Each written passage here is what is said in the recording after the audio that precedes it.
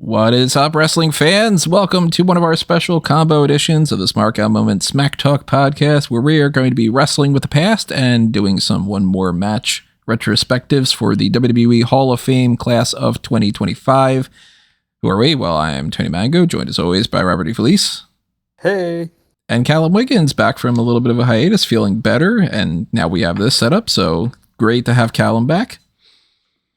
Yes, it's good to be able to talk without coughing ridiculously, as I had been doing for at least up to about a month or so ago. And now it's my turn to just cough the entire podcast, I guess. But the setup that we have going on, again, I've been saying to everybody, like, we've been tweaking some stuff and all. We are all three of us now on Discord, so you should, outside of any potential, me sniffling or something, moments, you should be able to hear all three of us clearer than ever before. And if that is not the case, let me know. I am still tweaking some stuff on OBS and Discord and all, but at least as far as my tests that I've done, it seems like everything is working great. Rob is coming through clearer than ever for me. Callum's coming through clearer than ever for me.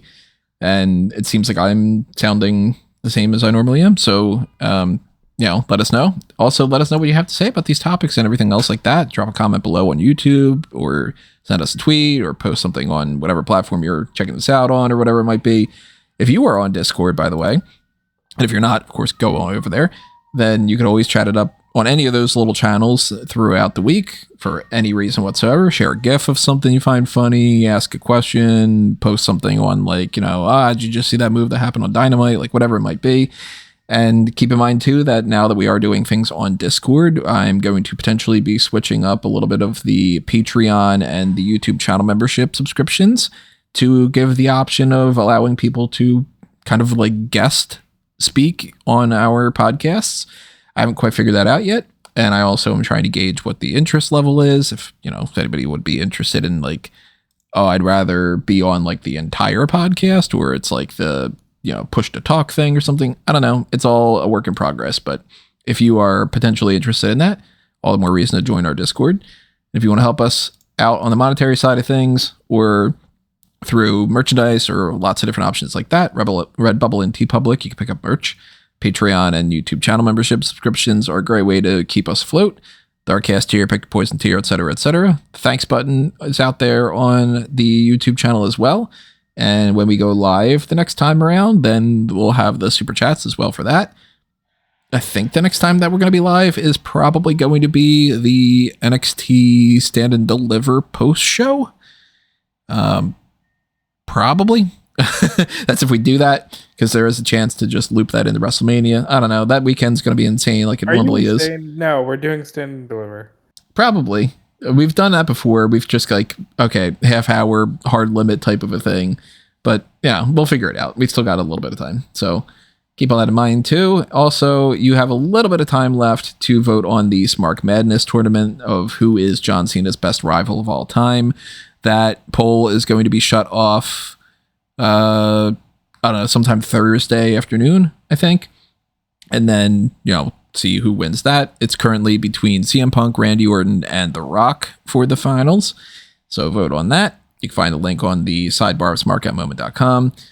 And we will come back around to talk about what the Dark Cast is and some other things like that in a little bit with the Hall of Lame. But we are talking about the Wrestling with the Past stuff right now, which means our annual breakdown of the Hall of Fame class. Now, the Hall of Fame class this year has 2 extra people that were put in today. So it's good that we are doing this now, as opposed to if we would have done this even yesterday, we wouldn't have had the same group of people because we would have been missing out on them. Admittedly, not going to have a whole lot to say about those 2 people personally, but we have a class right now of Triple H, Michelle McCool, Lex Luger, The Natural Disasters, the new category of the Immortal Moment inductee, which is the Stone Cold Steve Austin versus Bret the Hitman Hart match from WrestleMania 13. And then we have now Kamala was previously announced, but he's now been grouped into the Legacy Wing coming back, which is also going to include Dory Funk Sr. and Ivan Koloff. So I kind of want to start there because I do think that's where we're going to have the least amount of discussion. I have quite literally nothing I can say about Dory Funk Sr. I have never seen a single match of his. And if I have, I don't remember that I have. I'm not a big fan of that era. I'm not a big fan of that style. I couldn't even tell you really, honestly, almost anything about Dory Funk Jr., let alone Dory Funk Sr. I am not super duper knowledgeable about Terry Funk beyond his WWE stuff, and he's the one I know significantly more. So I have nothing at all to say about Dory Funk Sr. But what about you guys? The most I can say about Dory Funk Sr., and I do think I will be saying the most here, is, he was a great promoter. He invented the Texas Death Match, or is at least credited with that, and he started the Funk Dynasty, which his two sons kept going, Terry for all of his life, and Dory Jr. still to this day. So this is more of a recovering our golden age territory, and I think that's pretty cool. Yeah, I mean, I think that his legacy is carried on mostly by his sons of Dory Funk and Terry Funk. So you kind of have that legacy that he helped create, not just through obviously just being their father, but being the promoter that brought them through, along with the likes of Stan Hansen, Harley Race, Tully Blanchard, Ted DiBiase, Bruiser Brody. Those sort of people all kind of came through his territory, or like helped develop their personas and their skills as part of the territory that he had in Texas. So I think that that's his biggest legacy moving forward. Like as a wrestler, I'm sure he had like plenty of like things going on as well. But I think building up the generation that would dominate the NWA scene in the 70s and 80s is probably like the biggest thing that he left behind. So yeah, very much worthy of a Hall of Fame induction for that reason alone. It's good Also, that they're... also look at his Wikipedia page. It says that he died while demonstrating a wrestling hold. Oh, what move? Yeah, I believe it was literally on the ranch. Yeah, so it doesn't say what move he was attempting to do, but it was it was a heart attack, right? Yeah, had a heart attack while applying the hold to somebody. So that's probably like someone who gave his life for the business in a very kind of real way. There. Yeah, well, I mean, I wasn't anticipating that it would have been like, some kind of like a 450 splash or botch or something like that. But to be in that kind of a position, in some ways, it's like a lot of people would probably choose that. Like I swear Ric Flair wants to die in the ring. Like that dude wants to go out that way. And I mean, he technically did twice, didn't he?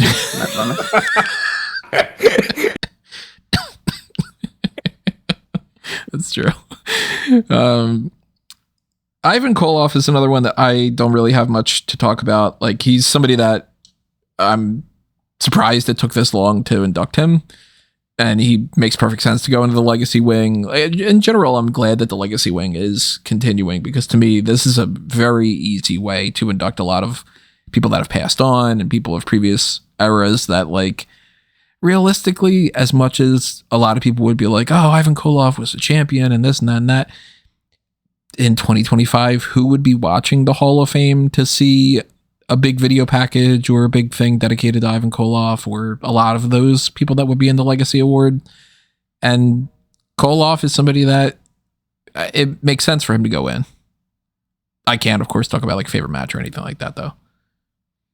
I mean, Ivan Koloff, as far as WWE is concerned, his biggest accomplishment is he beat Bruno for the title. And Bruno is attributed with the great quote of, "It was so silent that I thought I went deaf.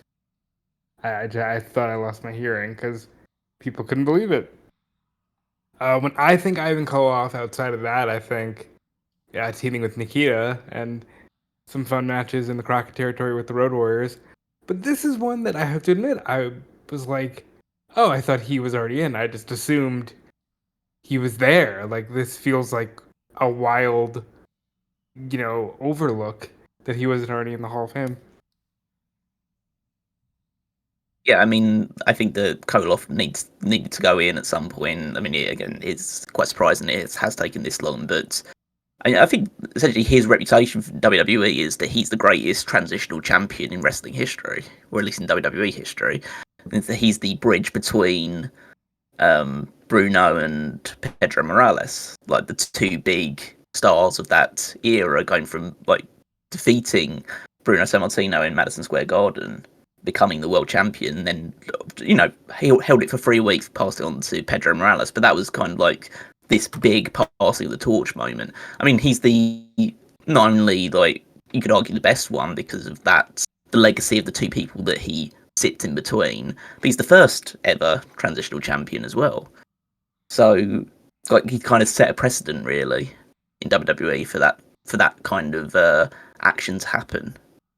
So yeah, I think that just for that moment alone, that moment itself is one of the biggest moments in WWE's early history and in Madison Square Garden history. So just for that reason alone, it's worthy of a Hall of Fame spot, just for him being tangentially related to it. But yeah, he did plenty of other stuff outside of it as well in WWE and NWA, like won multiple tag team championships, like multiple other titles as well. So yeah, again, someone who should have been on a lot earlier. I'm seeing like he went into like the Wrestling Observer Hall of Fame in 2015. He's been in, I can't see if he's in any other like wrestling Hall of Fames, but it seems like this one took a bit of a while to get around to doing. Yeah, it does feel like that's something that would have happened a while ago and just kind of been like, not necessarily like swept under the rug, but just sort of like, oh yeah, he went in like 2003 and in a class with like, I don't know, Piper and blah blah blah and blah blah blah, where it would have been like, yeah, okay, he got kind of lost in the shuffle in that one. But as far as like the one more match side of the wrestling with the past retrospective stuff that we got going on for the Hall of Fame every year, if you could think of like a, okay, man, that Russian Ivan Koloff is up against somebody. Maybe that stand out to you guys? I mean, American Nightmare, Cody Rhodes. You got John Cena before the heel turn. Would that be, you put him up against El Grande Americano? It's absolutely a Russian chain match. And, I think I'd probably pair him up with Nikita and then find, a really strong modern tag team to have them face, like a Creed Brothers? Like, maybe if the Creed Brothers were like a babyface duo, I could see them having a fun match. I could also see just a singles Russian chain against, peak Super Cena. Is probably the way to go with this. But yeah, Koloff is actually one of the ones who would probably work well today. I mean, if I was going for one more match for Koloff, I'd probably say you do, instead of like doing, I would say like the obvious thing of him going up against like a super all-American thing, and just do the Russia-America thing. Because quite frankly, Russia and America seem to be pretty good friends nowadays. I was going to say, some people are out there, they're going to think that he would be a babyface if that was the case. Yeah. So yeah, I would instead go with like more of a passing the torch thing and just have Koloff against like high-level motivated Miro. Or Rusev. Rusev's coming back. Yeah. Yeah, that's a good idea. I like that. Now, Kamala. What about Dory? Yeah, the one more match about Dory. Yeah, that's right. I have no idea. Well, that one, you go for the current king of the Texas Death Match, which is Hangman Adam Page. I was thinking Hangman Adam Page myself. I could see Moxley probably meshing a little better, but it would be Hangman or Moxley in a Texas Death Match. I would definitely lean towards people in AEW because I think they're just more inclined to that style of wrestling. I don't think there's many people in WWE outside of Punk that really does that, like, and Sheamus that does that kind of heavy brawling style. I mean, maybe Gunther would be fun, but Gunther would be fun with most people. But in AEW, you're looking at Hangman Page, you're looking at Moxley, Kingston, like that kind of ilk of people. I'm sure they'd all have great matches with Dory Funk. That makes sense. Switching over to Kamala. Now we got politics in my brain. Kamala. Trump. Be a squash. Unfortunately, the wrong way. If only that would have been the case. I know which way I meant. A different Harris. Yeah, actually. Don or Ron? Kamala, the Ugandan giant, let's specify. Of course, not a former WWE champion or, won any kind of championships, but was a big character for a while and somebody that was effectively like the number one monster for a portion of time. I was never the biggest fan of Kamala. Like I didn't really love the oh god, what was the name of his his handler character? Oh, Kimchi, yeah. Like, when they would have a lot of these managers back around that time frame, I usually liked a lot of them. Like Harvey Whippleman was fun with a lot of people, and Bobby Heenan, of course, was great. But then they had their fair share of people that I just never connected with. Like I've said before that like Slick was never somebody that I was a big fan of, or like some of the pairings with like Jimmy Hart and certain people, I just was like, why is Jimmy Hart with that guy and whatever. So for a monster heel, if you were to say to me, think of some monster heels, he doesn't pop up in my brain immediately. I go straight to people like more like the Vader types or the, other people that have fought Undertaker over the years that I think have had some either better matches overall or better matches at least with Undertaker, or better matches with, like Umaga is a monster heel. I would take Umaga over Kamala any day for like, if I have to pick somebody. But I do think that the character was fun. And there were moments where he was a kind of big part of the roster. So I get why he's being inducted. But if you were to say to me, what's your favorite match of his? I couldn't quite tell you off the top of my head, even though I know I've seen plenty of them. So I guess it would probably be like, what's your favorite thing that he's ever done? Probably be his feud with The Undertaker.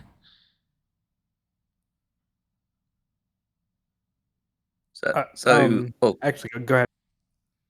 I was going to say, I've legitimately only seen one Kamala match from start to finish, outside of if he ever appeared in any Royal Rumbles. Yeah, the casket match with The Undertaker.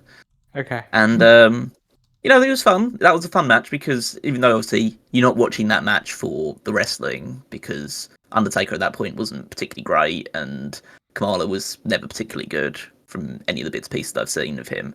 But, he had that the fact that he was so scared of the coffin, and that was the first and only time I believe that they decided to nail the coffin in place. Yeah, it was a regular pinfall match, and then he threw him in the casket and nailed it shut.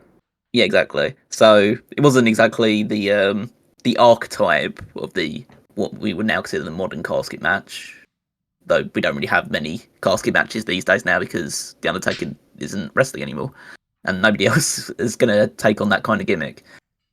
So I think that, speaking of gimmicks that no one will take on anymore, Kamala, I think that, he's the typical WWE at that point in time archetype of massive heel, foreign heel gimmick, because he wasn't himself from Uganda, but the fact that they decided to just give that gimmick to people was like, yeah, that's just WWE in the late 80s and early 90s. So it just fits in like a glove. And yeah, I know the only other thing that I know of Kamala outside of his WWE stuff is the match he had with Bryan Danielson. He had a match with Danielson? Yeah, that did happen. Yeah. Where was that? Yeah, I think it was in Ring of Honor, I think. Huh. That's weird. And that's sort of like, it kind of like ties into almost like, you'd almost feel like that's less likely than like Danielson wrestling an actual bear at some point.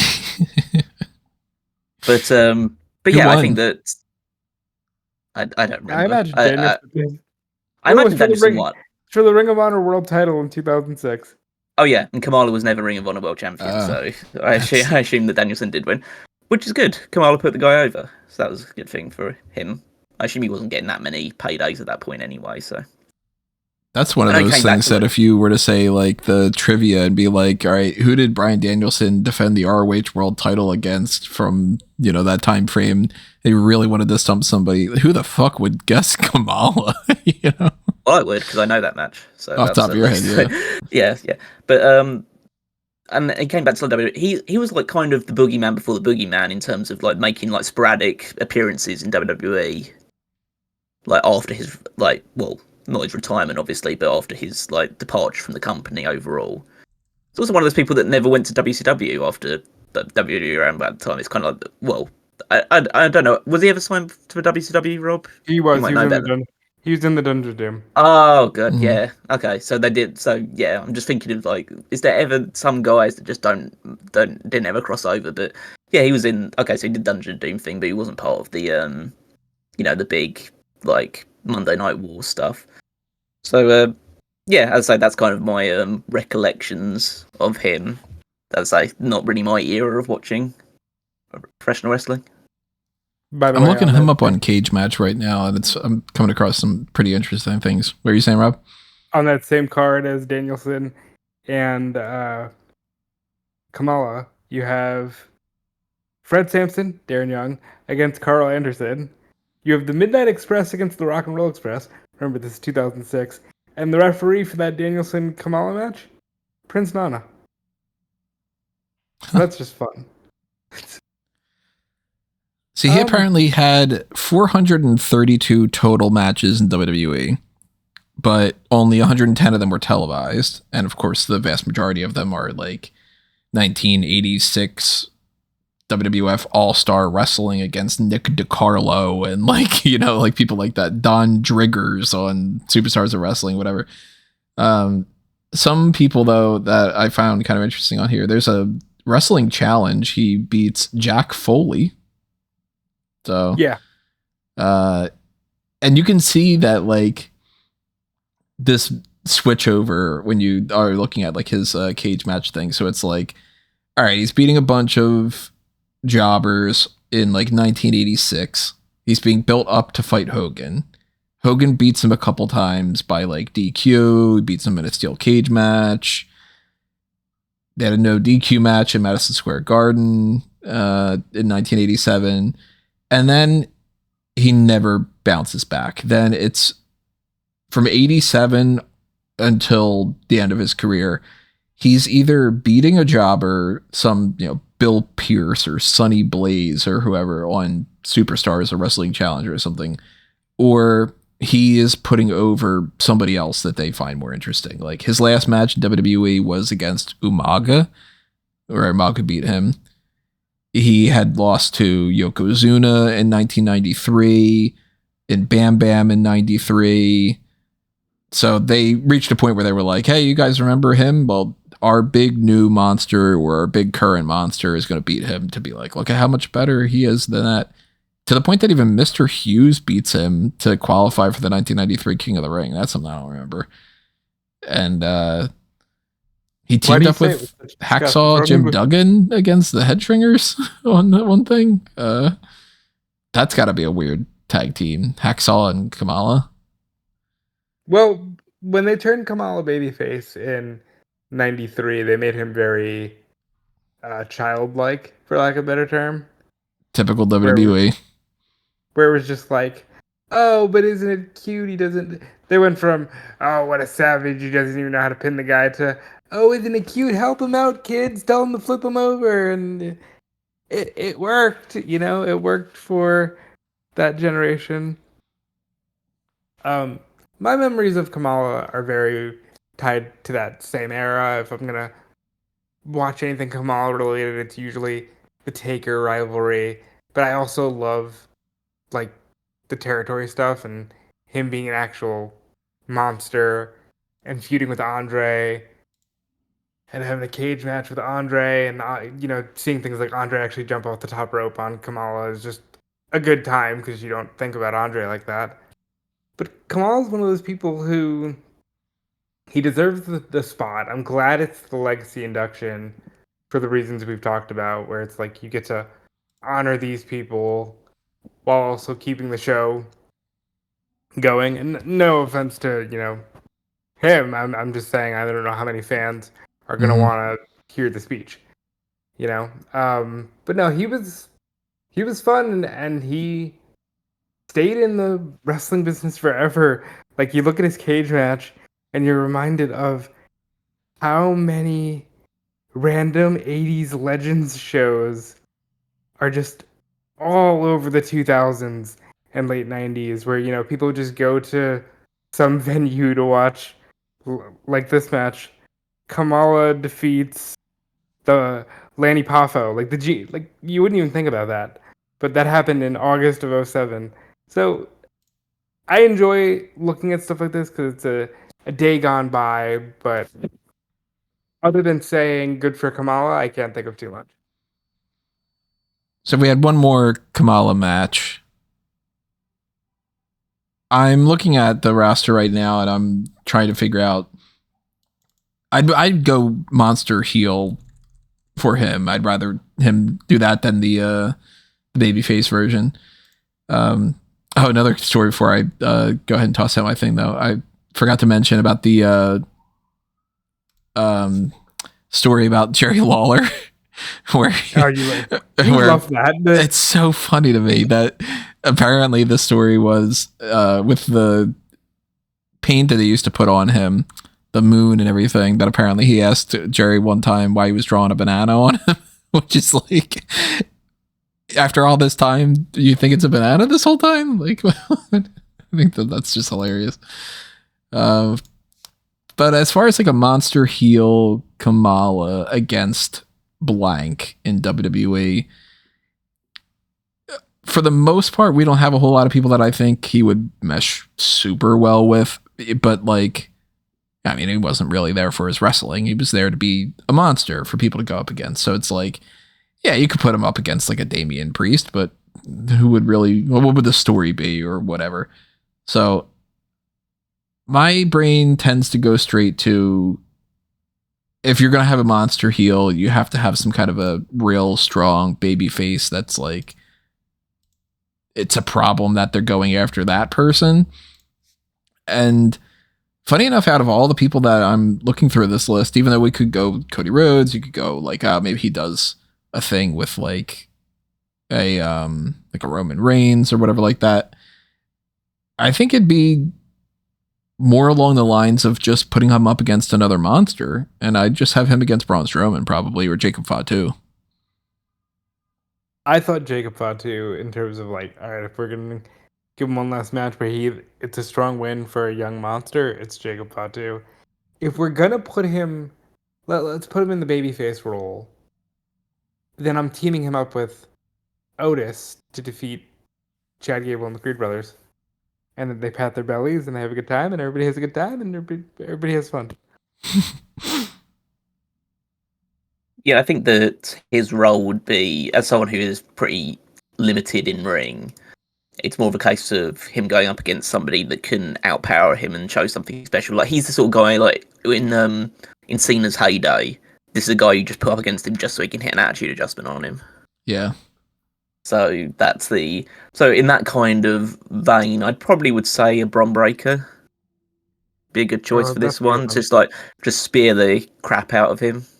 Oh, that spear from this week was so good. Yeah, something along those lines. I mean, Gunther would be fun as well, just because, like, again, just like you'd have Kamala just be a babyface, not like the childlike approach they did beforehand, but just just reveling in the crowd, just gets a few big shots and splashes on Gunther, but Gunther just is able to outpower him, chop the shit out of him, and beat him. But yeah, I think that would be, you'd want it to be some sort of young powerhouse. And Jacob Fatu makes sense for that role as well. Imagine we get like a United States title feud between him and LA Knight. I think LA Knight would have a blast. Some stuff just does not seem like it would work on paper even. Like, I I can kind of imagine like a storyline being built around the fact that like they're teaming and he's trying to get Kamala to say yeah. And the whole story is like eventually, like after like 3 or 4 months, eventually he does say yeah, and the crowd pops. That's basically the whole story. That's kind of fun. I like that. So speaking of teaming up, the natural disasters are going in this year. Earthquake and Typhoon. They've gone by some other names over the years, whether you're a shark or you're a shockmaster or you're a tugboat. Or you're a shark master. Yeah, the Shark Masters. That could have been their tag team. Out of all the things that they've done in their careers, I always go straight to this. If you were to say to me, hey, give me your impression of like John Ottman's career. My brain merged their names. Or Fred Ottman, yeah. that already is a botch. That's great. John Tenta and Fred Ottman, I was going to say. Fred Ottman, focusing on him. I immediately in my brain, I picture just a still image of Tugboat, a still image of the natural disasters, and then the footage of Shockmaster falling through. Like that to me is Fred Ottman's career. And of course, like he's, done things better than just take a fucking picture, whatever. And like John Tenta, if you go, okay, well, show me what pops up in your brain for John Tenta. Of course, I'm not going to think Golga first. I'm going to think Earthquake, and more so the version of Earthquake that's in the pre-natural disasters kind of range, where he's taking a little bit more seriously and he's having like matches where it's like, oh shit, or the giant Canadian earthquake is a potential threat for Hulk Hogan and all. The biggest that like I would say as far as he got for his career was that moment. And there's a part of me that kind of wishes that he might have won that title from Hogan, but I tend to make that argument more so for people like Bam Bam and Mr. Perfect and all. He was cool though. Like, dude was big, and Earthquake was a perfect name for him. I still cannot fucking fathom what his age was because I swear he looks like 40 and he's only 27. It's amazing.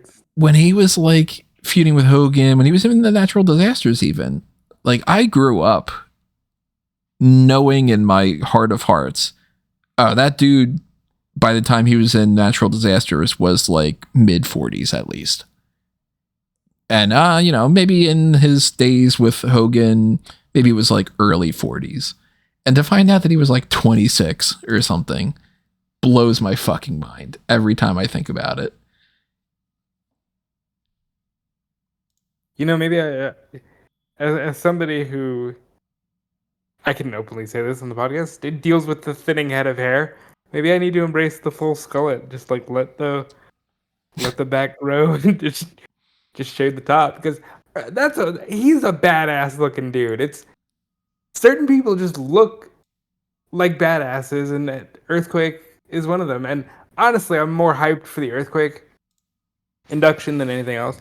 Like I'd mentioned when we talked about them being inducted, it's a fine tag team and they're two like cool dudes, but this tag team getting the spotlight is not what I was expecting over names like that were bandied about for this year's Demolition and the Hardys. So my immediate thought with the natural disasters was, okay, we're getting two birds with one stone and we're putting it in the Earthquake. Because natural disasters were like a team for a year and a half. It just so happens that in that year and a half, they were the team. So like all of 92, they're either feuding for the belts with Money Inc. or they are the champions. And I guess I would say if any match sticks out, it's WrestleMania with Money Inc. But it's not like, oh man, you got to go out of your way to go back and watch that match. That WrestleMania classic kind of a thing. Yeah, I mean, they did do some cool stuff with Andre early on when they thought that Andre was going to be maybe able to get back in the ring. But yeah, it's such a weird snapshot in time, the natural disasters. But it's cool that the individuals are getting the nod to go into the Hall of Fame because they both dedicated their lives to wrestling. So I'm more happy for them individually than I am of the idea of the collective team going in. Again, it's a team that's prior to my fandom of wrestling starting, so I don't recall really watching too many of their matches or moments. I always just like the only thing that really springs to mind immediately when I think of Earthquake is, wow, that dude was like in his late 20s when he looked like that, right? So yeah, I'd say I've heard like a lot of good things about John Tenter and Fred Ottman and how like kind of like liked and revered they were at that kind of time period. Obviously, you look at some of their worst gimmicks as well, with like the Shockmaster for Ottman, Golga for Tenter. Golga's interesting. Yeah, so yeah, that's probably where I probably became most familiar with him at the start of that stuff was. I'd say I wasn't watching during the Attitude Era either, but probably saw Golga before I ever saw Earthquake. But yeah, it's hard to really like add anything more to what you guys said because you guys were far more ingrained in the product at that point in time than I was, so I can't really add too much more on top of that. I will say this: my favorite John Tenta promo is actually a WCW promo, and it's the NWO is already a thing, and he's dropping the shark gimmick, right? I think they had Boss Man cut his hair or something, and he just goes, "I'm a man, damn it! I'm not an earthquake or an avalanche or a shark. I'm a man. My name is John Tenta," and it's just.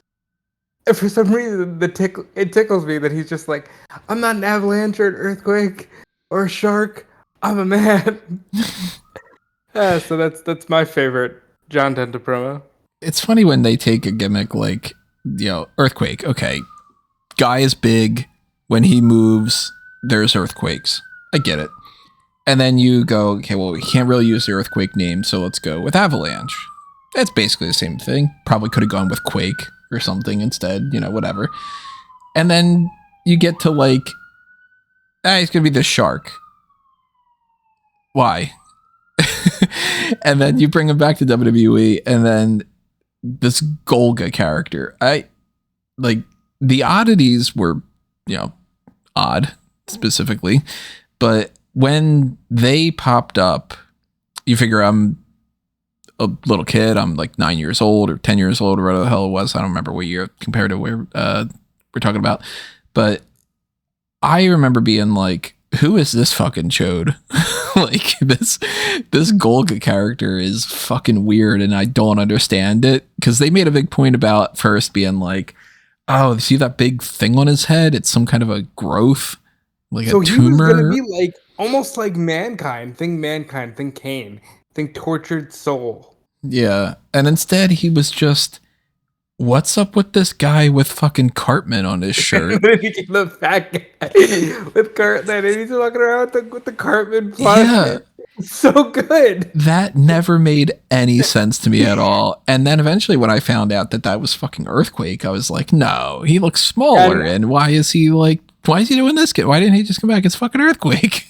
Like, that's funny because at the time they were like, well, he can't do Earthquake. That's so cheesy. And 5 years ago, that's the kind of thing that would never happen now. Now it would be like, of course you bring him back as Earthquake. Like you couldn't possibly bring him back as something else. And it's weird too that like you go back enough in time in pro wrestling before the internet in particular, and people could just rebrand themselves. And it was perfectly fine. If you're Papa Shango, you want to come back and you're Kamba Mustafa, okay. And then you're the Godfather, okay. And we'll just kind of wink and nod at it over the years. But sometimes Isaac Yankem turns into Kane, and you do not acknowledge that until you get into the wink and nod era. But like Ottman had even more of that. And I'm looking at, I don't even know some of these. I'm looking at his Wikipedia thing right now. Over the years, he went by Big Bubba, Big Steel Man, the Dominator, the Shockmaster, the Super Shockmaster, Siegfried, Hercules Haggerty, Uncle Fred, Stormy, wait, what was it? Stormy Poltrick Strain? What the fuck is that? Terminator, Tugboat, Tugboat Thomas, Tugboat Tyler, Tidal Wave, and Typhoon. Obviously, big differences between these. And that's not even counting something we were just joking about before we got started when we were testing out Discord. Chic Tugboat, that almost became a thing. Which, I don't get at all. But like, okay, Tugboat Tyler, Tugboat Thomas, Tugboat. All right, they just wanted to give him a name. They decided, fuck it, he's just Tugboat. Cool. Why is he a tugboat? Everybody has these, like, you're going to be a former baseball player, you're going to be a former hockey player, you're going to be a guy who skins alligators, or you do this, or whatever. You're going to be a boat.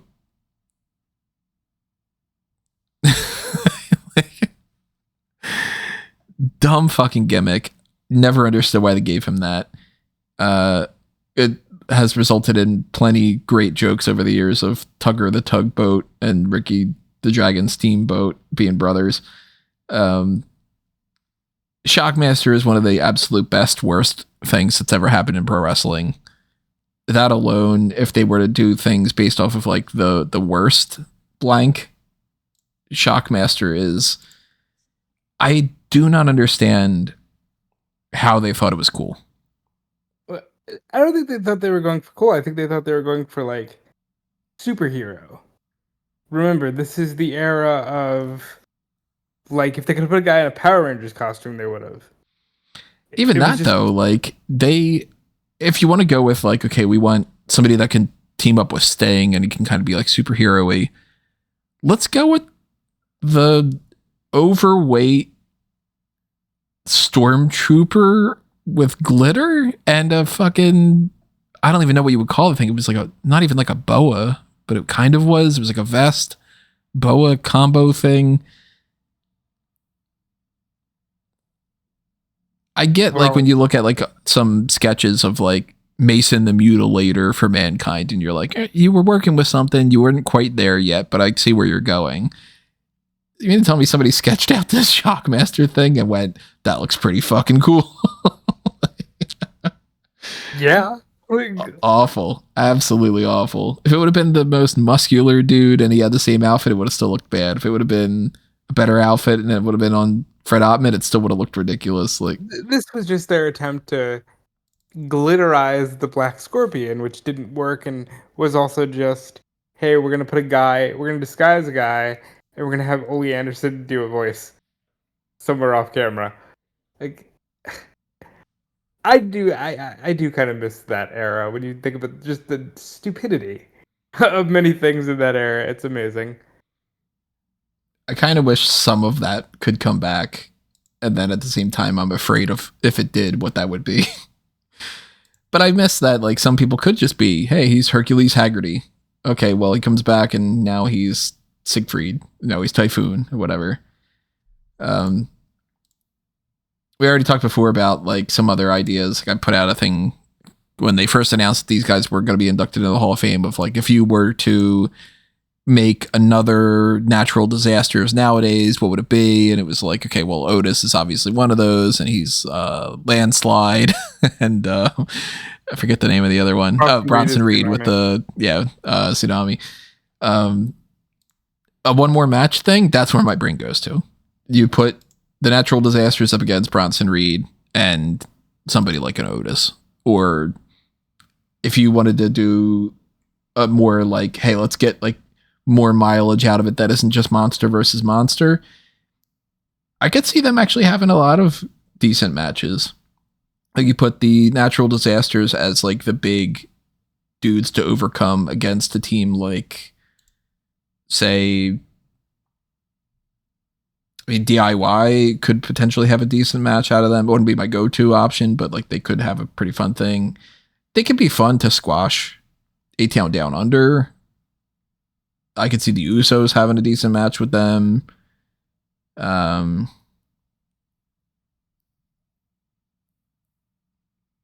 Mostly along those kind of lines. I mostly just put them with big guys, so I'd probably put them against the War Raiders. New Day could have fun with them. War Raiders, yeah. Makes a lot of sense. Yeah, I mean, War Raiders was the one that came immediately to mind for the WWE side of things. Broaden your horizons to like more of an AEW side of things. I think maybe the Hurt Business is like a team that's like can match them for power, but gets like dominated by the like looks impressive for a team like Lashley and Benjamin to beat. You got Cage and Lance Archer. Yeah, and a similar vibe to that. Yeah, I mean, obviously they'd have good matches with the likes of FTR or the Bucks or like mostly Machine Guns DIY. Be interesting to see like if they had a match against like a Jeff Cobb and Great O'Khan from New Japan as well. Yeah, like they were big deals in Japan as well. So that kind of again two kind of super heavyweights from that side of thing. Maybe even like a Goto and Yoshihashi as well if they were to reunite again. So yeah, there's plenty of options out there. I could see people having a lot of fun watching them against the Outrunners. Go like old school. You know, that would bring back a lot of like natural disasters versus bushwhackers kind of energy. And anybody, for the most part, if you throw Ilya Dragunov at them, like, you know, that could be fun because he's a fun dude to watch up against pretty much anybody. I'd be down to see that more than a lot of the other potential options. Let's go with Michelle McCool next. Talk about her. We haven't talked about the women's induction yet. And Michelle McCool is somebody that has many different championships to her legacy. She's a Slammy Award winner. I think she won like PWI Wrestler of the Year one year. Let's see, that was in 2010. She was the number one in the PWI Female 50, and she was the Woman of the Year. Those Slammy Awards, by the way, for anyone that's curious, Diva of the Year in 2010. And Knucklehead Moment of the Year with Layla for losing to Mae Young at Old School Raw in 2010. So 2010 was like her year in a lot of ways. I'm so glad we are away from this era of. Look, I know people love it. I admit that it's not for me. I know there's people who love it, but when you read that out loud, I'm so glad we are here and not there. Now, for her time frame, she deserved to be a two-time women's champion or Divas champion or whatever the combo was, because she was one of the few that could work at a higher rate than a lot of the other ones. Now, that comes with a lot of caveats. When you say something like that, a lot of people jump to two of the extremes. They either go, she's not as good as the people that are around nowadays. And I go like, well, I'm not saying that. Like, you say to me, who would you believe is going to have a better match between Michelle McCool and Bianca Belair? I'm going to go Bianca, without a doubt. But if you go back in time to 2010 and you look at the roster that they had back then, yeah, she was one of the absolute best that they had. And it's not even really like much in question. Like, she had garbage to work with for a lot of the feuds that she had, even as champion. They were hiring people just because they were the Diva Search talents. They were, you know, like the Rosa Mendez types. Rosa Mendez was never supposed to be a pro wrestler. She was a valet. She was a manager that never really talked all that much either. She wouldn't have been on the roster now. Michelle McCool, I think, still, if she were to come into WWE now, she would be signed to an NXT contract. Now, maybe they would have a little bit more of like, you need to work on your character stuff before you get a chance to be on TV, whereas they just quickly put her on TV, and she was a teacher, and then she was all sorts of different other little things until she settled into just being Michelle McCool. But yeah, I'd take Michelle McCool in 2010 over the Bella Twins in 2010, or Jillian Hall or Eve in 2010, from what I can remember, you know? Right, like Michelle McCool, of the many women that have held that that era and the butterfly belt and all that, he's like top 3 that needs to go into the Hall of Fame, and the other 2 being, Mickey James, obviously at number 1, and AJ Lee, for me at least. And, she was good for that era. It's just, I remember 2-minute matches that I would sometimes miss accidentally. So I can't go out of my way and say, oh man, this is so much fun to watch. Because they didn't get a lot of time. I wish they did. Anytime Michelle does anything now, you're like, oh, she can still go. She still holds her own okay, and she, looks as good as she ever did. So I definitely think she's deserving. There's always going to be the asterisk on her career because she's the Undertaker's wife, and that's unfortunate because she was good without that. But I think when anybody sees any level of accolade that she gets, it's always going to be tied heavily to that. Yeah, and that's when it comes to something like the LFG thing. Yeah, she's on LFG because of Undertaker right now. And it seems like she's going to replace Mickey James for the next season. And that's, at least according to the stories, in part because Undertaker was like, hey, I'd rather you keep my wife around, which I'm watching the most recent episode, I think it was, of LFG. And Michelle's making her like 3rd appearance, even though it's only like 5 episodes in. So I'm like, all right, Undertaker clearly was like, if I'm going to do this show, I'd like to have my wife around. And she can also help and coach some people and do some stuff too. Why not just put her on the show?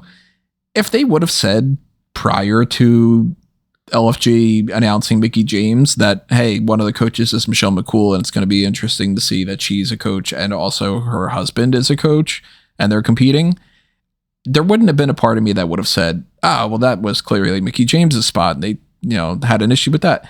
I would have just been like, all right, well, they went in that direction. The same as if they would have said that somebody else, like I don't know, trying to think of somebody from that era, like a Melina. If it would have been like a Melina's a coach, I would have been like, oh, okay. I don't know why they're not going with this person or that person, but makes sense.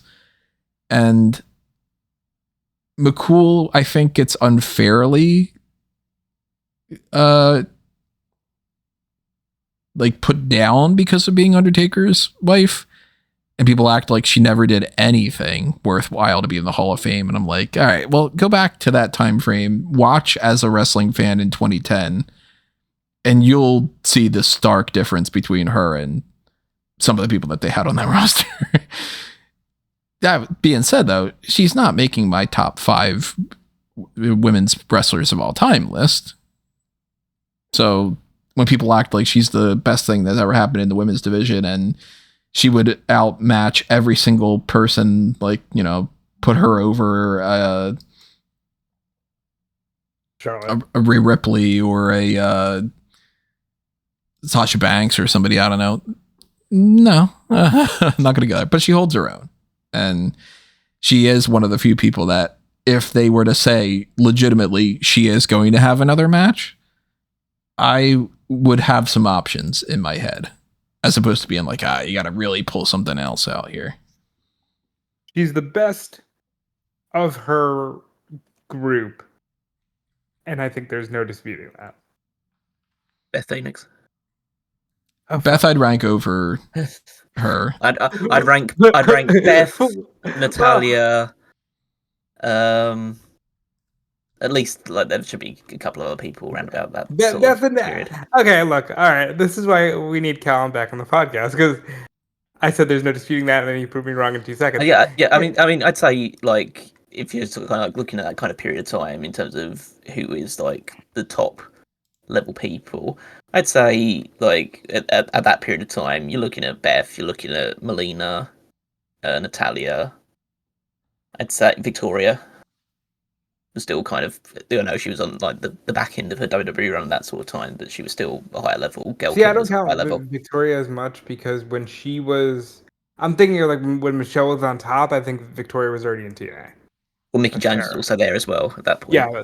Yeah. Mickie is like I said, when you think of Divas champions, like she's the one that's not in the Hall of Fame yet. That I'm like, maybe we need to get on that. You know? So, I was watching for the majority of time of Michelle McCool's entire run. I can't say she ever really impressed me.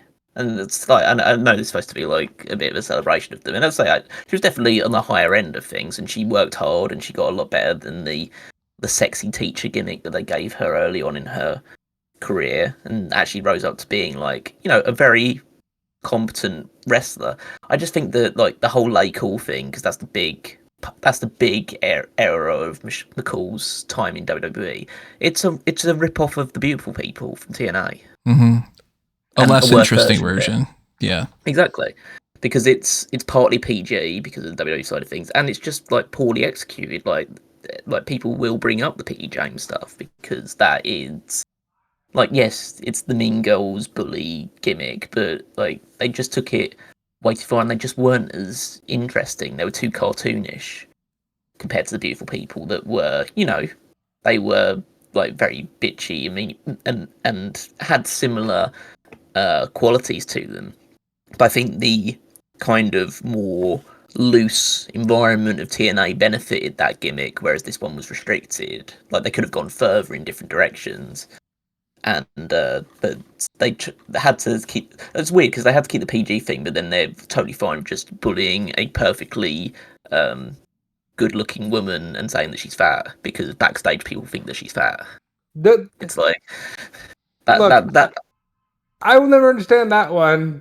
Like, I will never get that. Anyone who like that, I will say you're just perpetuating an unhealthy beauty standard, because if you look at Mickie James and think that, I don't know what the fuck's wrong with you. Right. Like, I mean, it is the thing that certain people are like that. I saw a picture a couple days ago when I was trying to figure out something on Twitter to get like a screenshot of something from one of like the news posts or whatever. And it was something about like Liv Morgan and Raquel Rodriguez, and the comment of somebody. So picture it's like Liv now, like Liv like a week ago. And the comment that somebody put up there was, "Oh, I like it when girls are a little fat like Liv." And I was like, "What the fuck?" What the fuck? Yeah, what are you talking? What do you mean?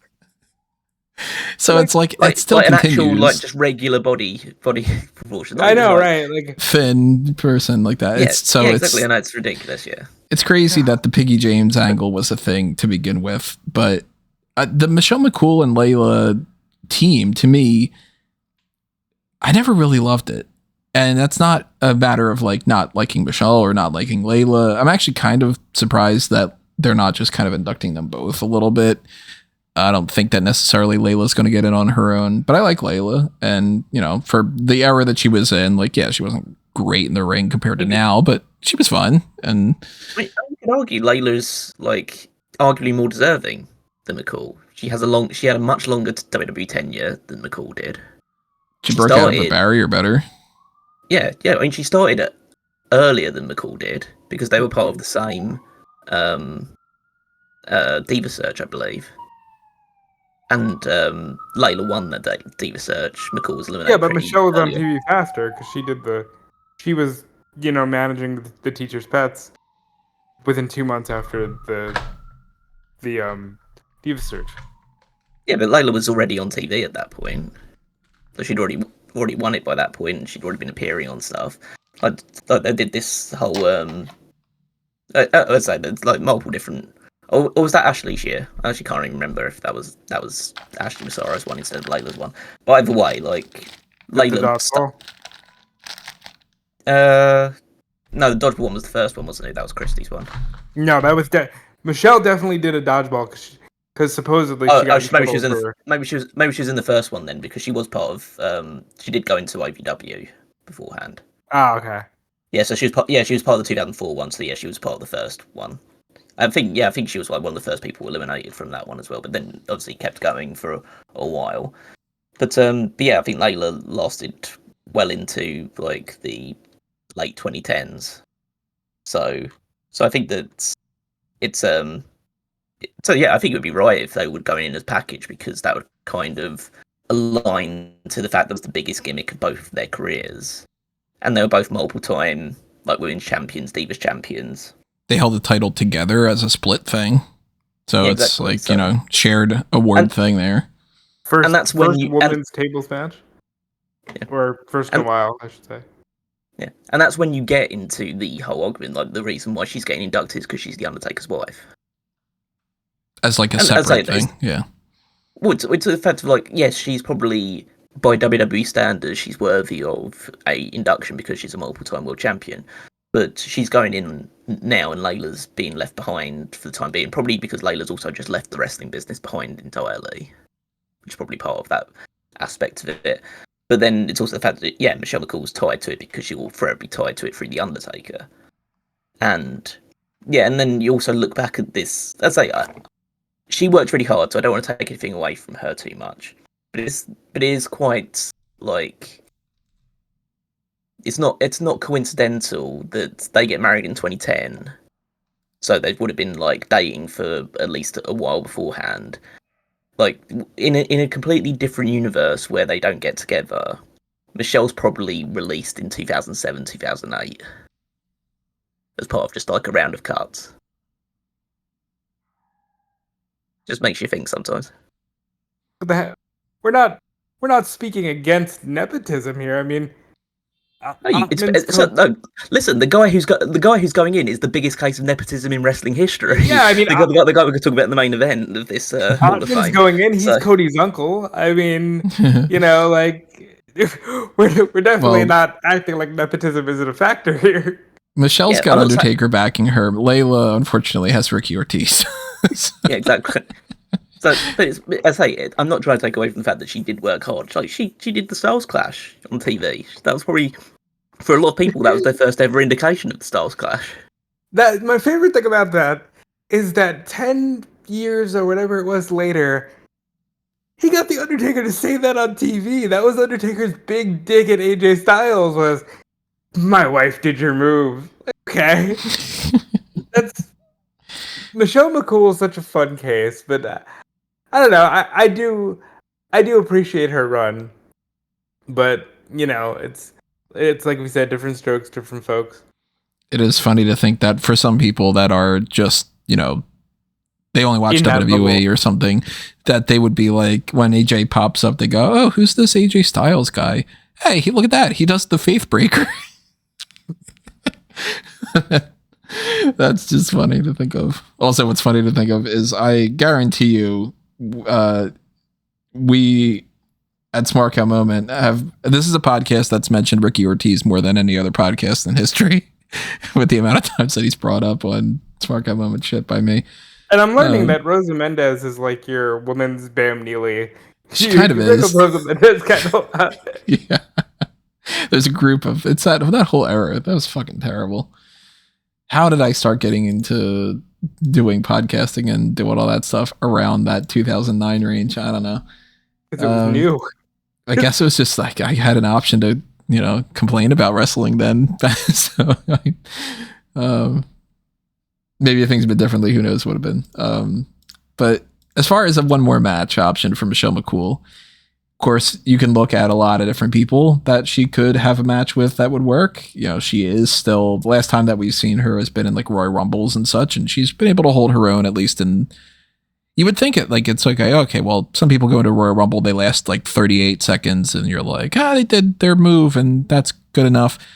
She tends to stick around quite a bit in the Royal Rumbles and kind of mess around with multiple people. It's not like she has two moves with Natty and then she gets eliminated. Michelle could have a decent feud / match with a lot of people on the roster now. She could work with somebody like a Liv Morgan. She could work with a Rhea Ripley. She could do something well, I think, with like a even like a Kiana James, I think they could do something kind of fun together. Of course, it wouldn't be my go-to pick because if you have other options, why wouldn't I go with? I'd rather see Io Sky against Michelle McCool than Kiana James. She could work well with Chelsea, I think. I could picture her having a good feud with Bianca, as I already mentioned. Tiffany Stratton is another one. Those two could probably work together. I don't think that there's a go-to, like, that's the person that I can think of for Michelle McCool. It's more so just, pick a good majority of this, at least half of the roster, and it would work. It makes sense for me. Charlotte makes sense to me. Tiffany would probably be a decent one, but I think I'd go with Chelsea. I think because she can do the comedy, Chelsea's got like that.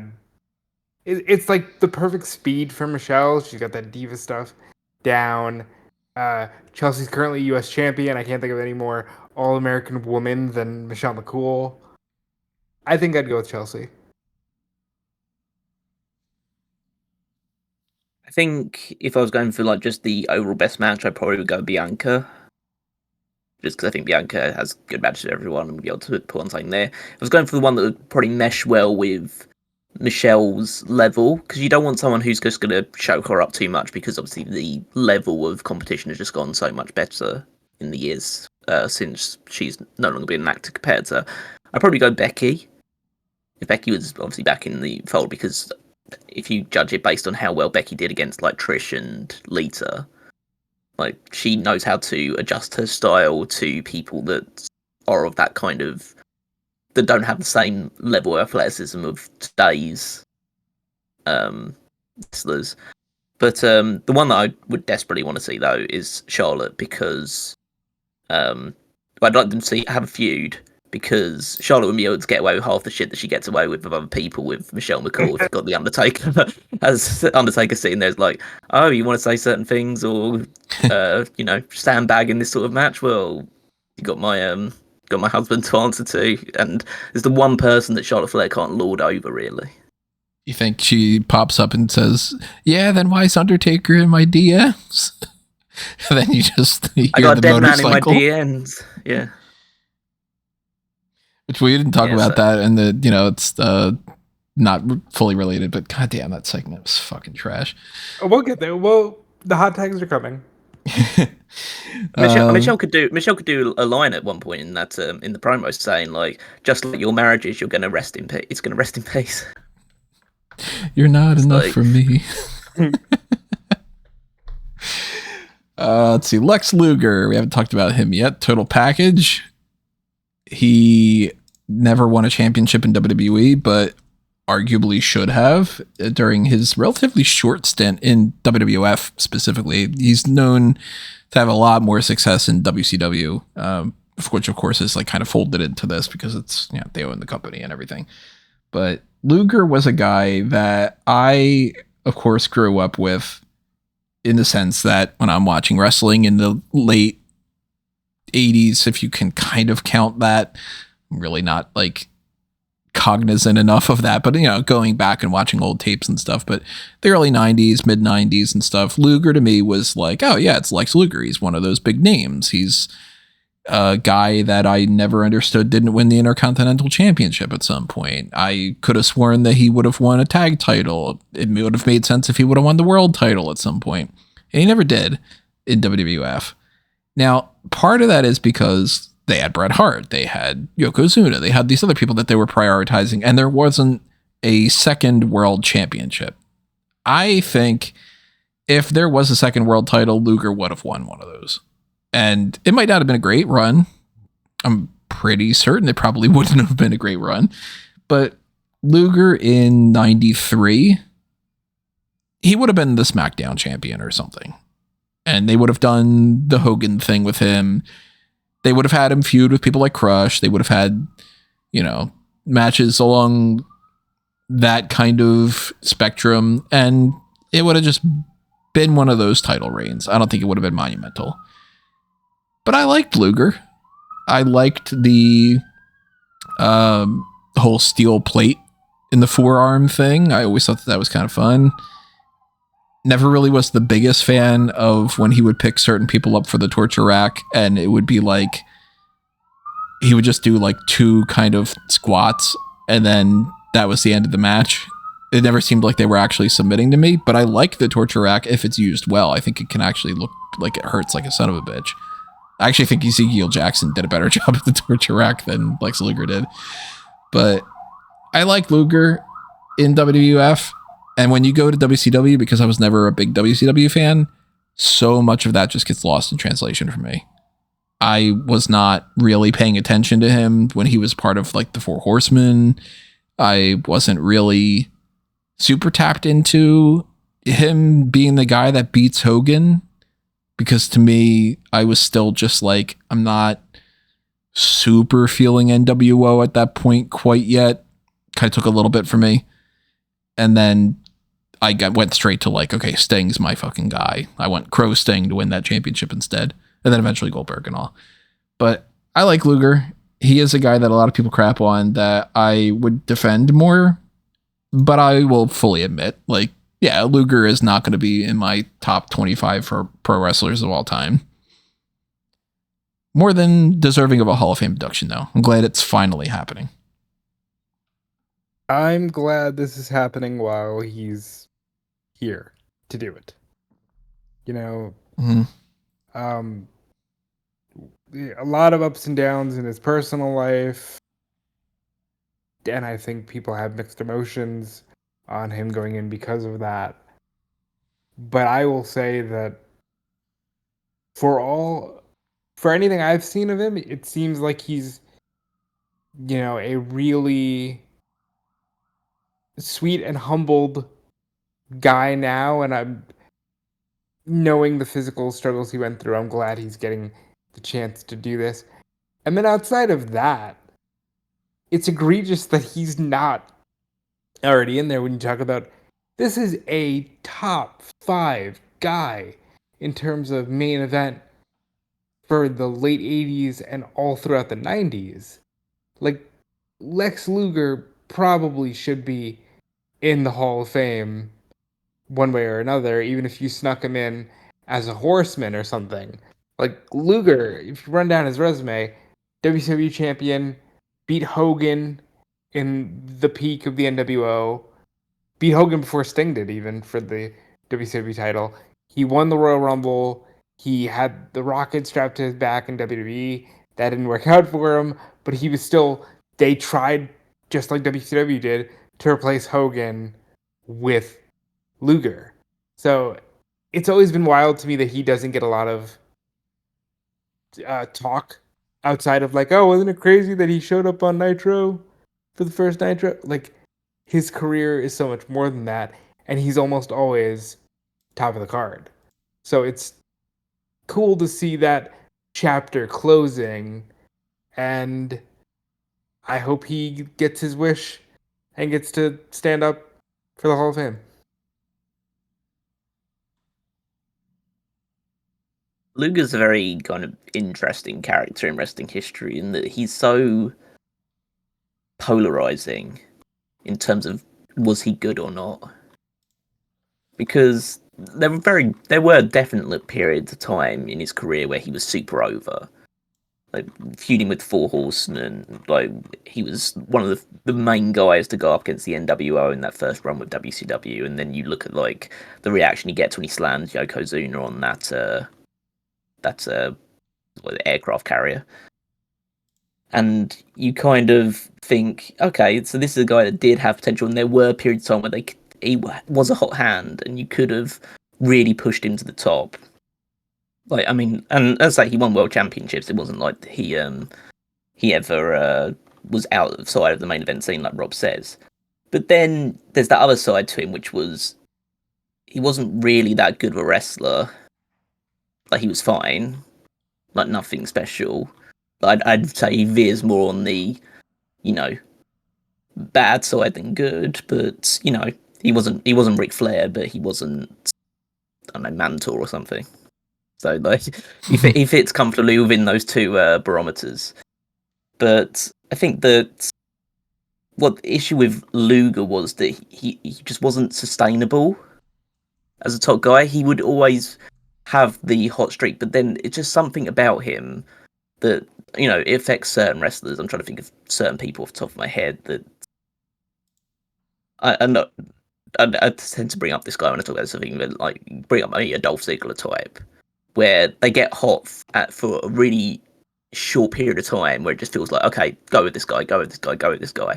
But then for whatever reason, and part of it is booking, part of it is just the person himself just doesn't have the fundamentals to capitalize on that. And I think it's just a blend of that stuff. It just means that you can't keep that up for a long period of time. Like in WWE, the biggest indication of that was he should have won the World Championship at SummerSlam to at least see what you would do or how he would take it on with that. But they decided not even to have him lose the match, but to win it by a count out and then celebrate like he had won the World Championship, which is the ultimate cop out of a situation. Yeah, that was always really weird. Yeah, all like, he did it. It's like, no, he didn't do shit. That was probably because that probably did more harm to his potential in WWE moving forward than if he just lost the match. Because it just made him look like, why are you celebrating? You don't have the championship. Like, why is it a big deal that you defeated the guy by count out? So, because they did the red, white, and blue, decorations for the whole arena. Like they made it look like tonight's the night, and then they just didn't. And they felt like, just make it. Gotta give him something. Hogan must pose, or I guess Luger must pose in this case. Well, just that indication that that they didn't see him as the top guy for that period of time, which is bizarre because it just feels like he fits McMahon's mold of what he was. But maybe it's just the fact that he was an NWA guy first makes it. He never really rubbed that quote unquote stink off of him in the eyes of McMahon. Maybe the fact that he's like a WCW or an NWA guy, so he's never going to be the top guy for my promotion. I mean, the biggest indication of that is the gimmick that he was brought in under. He wasn't brought in as Lex Luger, even though he had so much cachet. He was brought in as Narcissus. Yeah, like so they were gonna strip everything away from him. Like they stripped away, like they didn't strip away Dusty Rhodes' name, but they stripped away all of his character, made him into like dressing in polka dots. Like so, that's the clearest indication to me that they didn't see main event potential until that slam of Yokozuna, and then they decided, okay, we'll try this for a while. See, I wonder if they brought him in as Narcissus because he was supposed to do the bodybuilding. Yeah, because it was originally brought in to be part of the WBF, the World Bodybuilding Federation. Yeah, and they were going to wait out his wrestling contract until they could sign him for that. And I wonder if they thought, well, he'll just win all the WBF competitions as Narcissus and then feud with Hogan or whatever. And then, backed out when he could no longer do those. Yeah. And then, as I say, I don't think he was a great promo. Again, serviceable in most cases, but I think he kind of struggled a little bit. Obviously, his last couple of years in WCW are kind of hard to watch, mainly because like Elizabeth is alongside him, and we know how all that ended up. But just the way that he looked as well, because he looked like, a weird, like, because he was ripped, but he looked weak. He looked weak. It's the weirdest thing. Yeah, it's like the weirdest thing of like a guy who is so jacked that he actually doesn't look strong. And so that whole stuff with like, totally buff and all that stuff going on towards the end and being called the total package rather than Lex Luger towards the end of it as well. Yeah. But again, that's just an indication of just how much in the toilet WCW was at that point in time. So again, a lot of the stuff that's kind of held Luger back from being like one of the upper echelon guys isn't on him himself. He had a lot of bad booking situation as well. But again, I think that his ceiling was limited to that upper mid card, lower main event range, where it's like, okay, you get the odd world title reign, but you're never going to be the guy.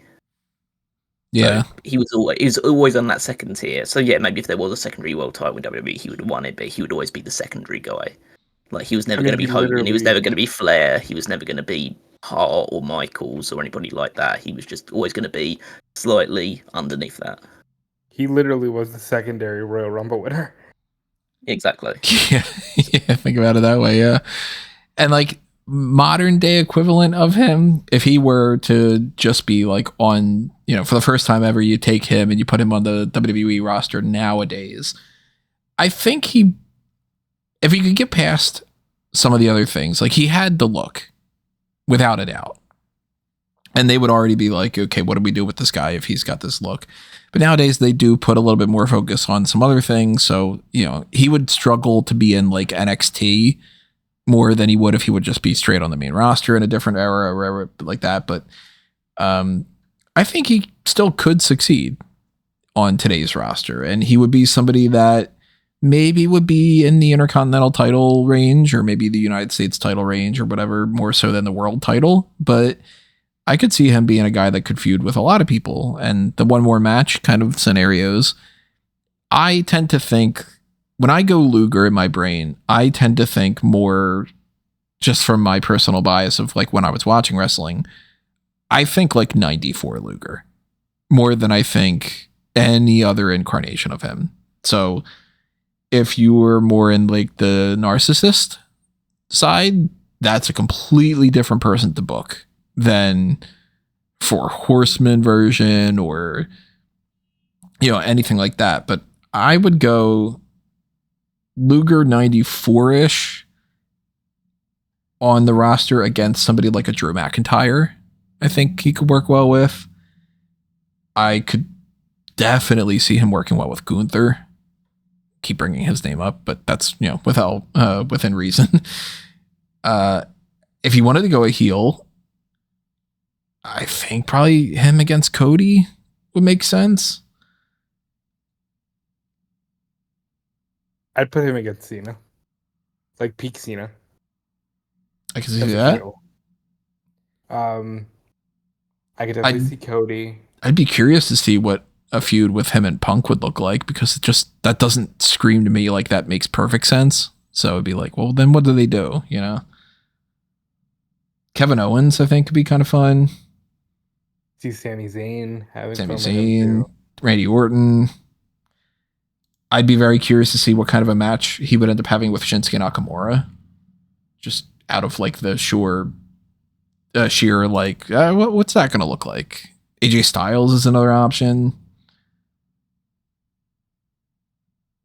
You know who I could see him feuding with that they would probably put him in a feud that would last way too long? Karrion Kross. I could see that being like Vince obsessed with that kind of a feud.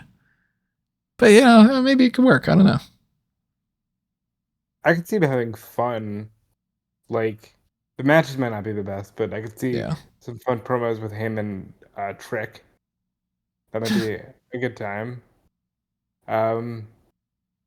Really, and that's the thing about Luger is like, it's more visual than anything, because if you're looking for the bell to ring and there to be a good match, it's not going to be much of anybody, you know? But visually, I think you can put some fun main events together. I think you'd have to counteract Luger's limitations, or at least like accommodate them, probably more than counteract them. So you couldn't have. I wouldn't go with someone like an AJ Styles, because AJ Styles would just outclass him. Beyond the, because he's just too much of a high flyer, as well as like a good ground based stuff. I think you need someone who's could be a Ric Flair equivalent. Yeah, not a Seth Rollins type. Or or a big guy. So like the ones I immediately go to are Gunther. I think Dragunov would have a good match with him. I think Dragunov has just like the power, but yeah, and the smaller guy thing, but like can match up the power side of things as well, and be easy for Luger to lift up and throw around a bit. McIntyre would make sense. Sheamus would make sense. Owens, I think, could work that style. Cody could obviously work that style as well, because he has like a lot of old school ability to him. I mean, it'd be fun if like they got Nick Aldis out to do that stuff as well. Yeah, I think you'd have to go with someone like that because I think there's just too many people. Actually, the one that probably springs most to mind that would probably just work for that kind of, old school WCW main event style, especially going into like Monday Night War WCW, is probably Roman. Because Roman just does a lot of talking during his matches as well, so there's time for him to recover. So whether you do Roman as the babyface and Luger as the heel, or you can reverse it, either way would probably work. And it's more of that, the slower, more methodical main event style, which focuses more on theatrics and the drama side of things more than it needs to worry about the actual in-ring wrestler. Somebody I could think that could work well with him as far as making him look really good would be The Miz. Like, you picture he picks up Miz for a torture rack. Miz would sell that really well. Miz would act like he was completely knocked out from that steel plate forearm. I feel like Miz versus Lex Luger is the kind of match that makes Callum want to just remove his eyes. I can see that. Well, talking about matches, they're inducting a match this year. This whole new category of the Immortal moment.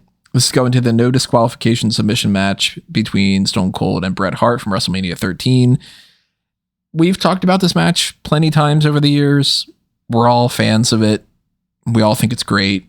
I have that on my list of I've never been one to really remember specific matches all the time when people are if you had to show somebody one pay-per-view, what would it be? I'd be like, I don't even fucking remember what's on most pay-per-views. But if you were to say to me, name 5 wrestling matches or so that you would show to somebody to try to get them to become a wrestling fan, this is always one of the first that I think of. It's timeless.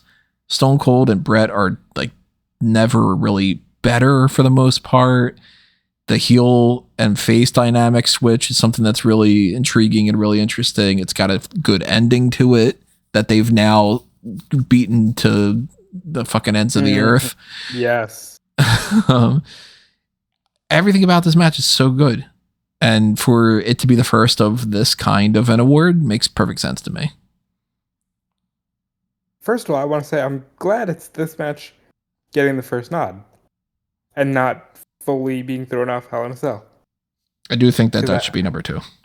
I feel like that is something that is also over discussed and overplayed, but this match is amazing. This match might be one of the best that WWE's ever put on, period. And it, much like Tony, this is a match I think that should be shown to anyone who wants a good idea of what wrestling can be. It's so far removed from what it is today that I don't know if I would make it one of the first matches I show, because I wouldn't put this on and then say, that's what you're going to get when you're watching Raw. True. It's not. But, man, this match is so good. It's real. It's gritty. It's everything you want pro wrestling to be. And like Tony said, the double turn and the pass out and the submission has been done to death because everybody thinks they're going to get to this moment. And you don't, because the stars have to align and he has to be bleeding and he has to, and then he has to not surrender, and you have to have the moments leading up to it, which is why Bret's being an asshole now. And even Ken Shamrock is it's a really good part. And he's, never more over, straight off the UFC. It's a perfect match. It's a perfect professional wrestling match, and I'm glad it's getting its due. Yeah, I mean, there's not really much more to add on to it. It's one of the greatest matches in WrestleMania history. It's one of the greatest matches in WWE history because of the story involved, the players involved in it, what it led to just for that year itself. Because 97 is the pivotal year in WWE's history. If 97 doesn't happen and doesn't go as well as it does go, they could be in serious trouble in terms of business. Out the door, that kind of deal with WCW doing as well as they were doing at that point in time.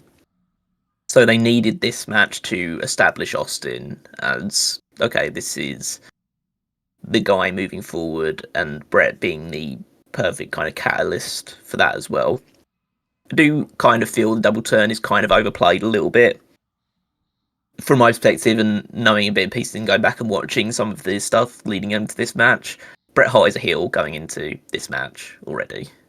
Like, he just is, because he's bitching and moaning on TV every single week leading into it. And Austin is a babyface. Like, this is just the thing that cements it. Like, absolutely confirms it. But they're both already aligned to the side they're going to. It's not like it just changes in the middle of the match and they go from one side to the other. Like, it's very obvious which side both are aligned to by this point. No, you're correct, but that's another reason why so many people get it wrong, because they think it's this moment in a bottle. And well, yeah, because that's how WWE have framed it in all the documentaries they've ever spoken about this thing. That's fair. Yeah, so that's the story they want to tell this one. That's probably the story they'll tell when they go to induct it as well, is like, this is the big like double turn match, when it's kind of like it was already kind of set out which one was the heel and babyface going into it.